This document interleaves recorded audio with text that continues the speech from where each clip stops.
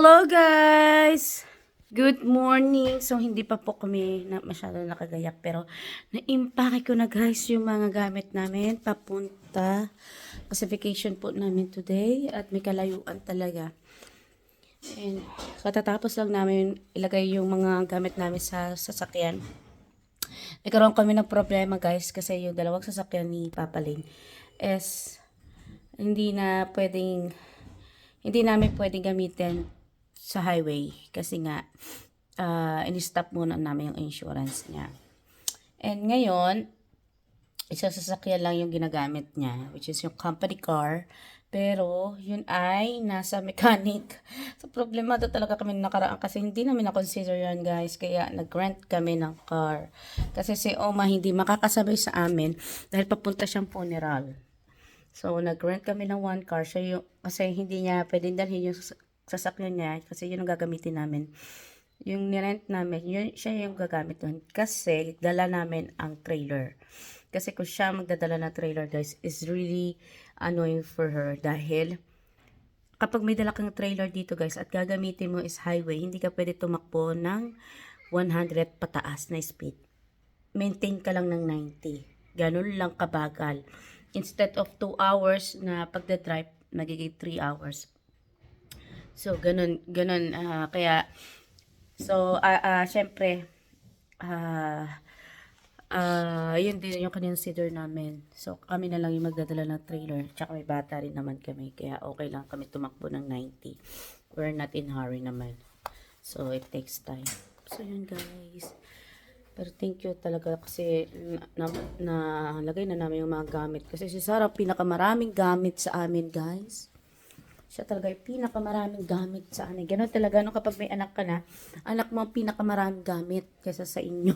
Kami, isang maleta lang na maliit. Pero yung kanya, US ka, ang dami talaga as in. Seaside.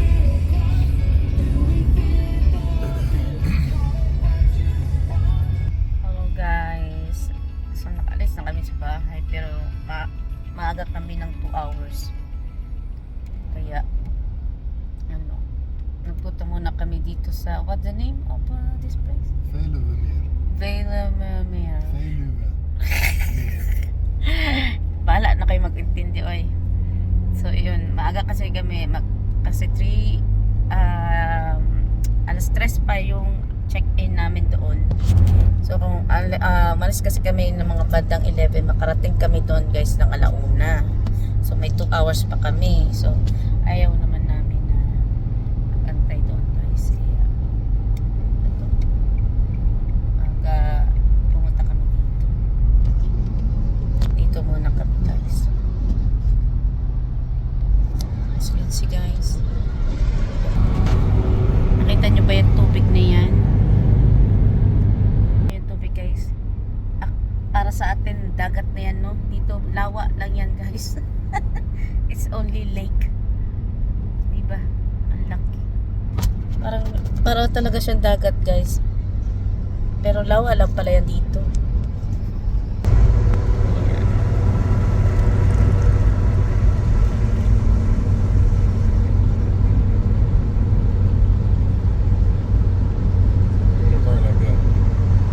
This?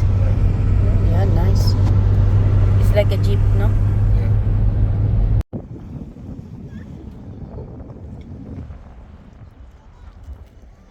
So guys, nandito kami, nag-stop over kami kasi pinalitan ko ng diaper ang ating Disney princess, no? So tingnan nyo guys, oh. Yan ang trabaho ng windmill, no? To control yung tubig. Kaya guys, hindi na binabaha dito sa Amsterdam. Ang talino talaga na naka-invento noon. So guys, tignan nyo yung windmill, nasa gitna talaga siya ng tubig. So guys, oh. Yan. Malaki yung windmill guys, napakalaki niya talaga in person. So yan. Para makontrol niya yung yung direction ng tubig, isa pa yan sa trabaho ng windmill. So, hindi ako expert guys, kaya hindi ko ma-explain sa inyo ng maayos. Yun lang ang alam ko. So, yan. Alis kami. See you later. Hello guys, nandito na kami. Itutur ko kayo sa aming room later. So, nandito na yung brother and sister-in-law ko. Nauna sila sa amin. And hinahanap namin sila kung nasaan ba sila. Kasi wala sila doon sa room nila guys. And hindi ako sure kung saan ba dito yung playground. Yeah. So, tingnan nyo yung place. So,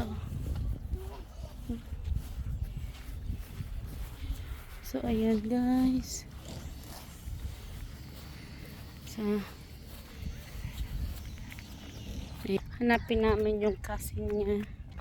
Kasi maglaro sila. Parang may kalaro na to si babae. Kasi di siya mapakali. Di siya mapakali kapag ako kasama niya. Oh, dahan-dahan anak. Ko anak, putikan kasi, ano ba yan? Oh, sige. Tingnan nyo guys, oh.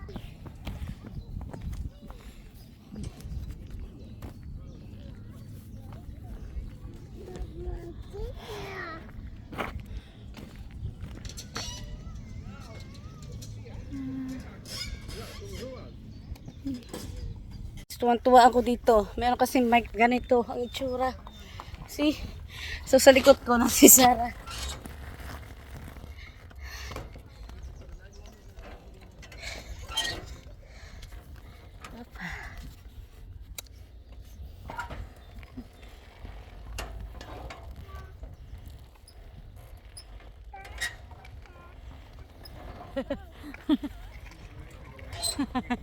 Dak! Hi guys! Ayan ang aking Sarah. Dak pa ba?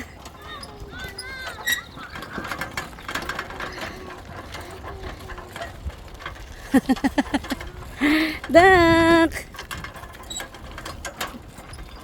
Hold on.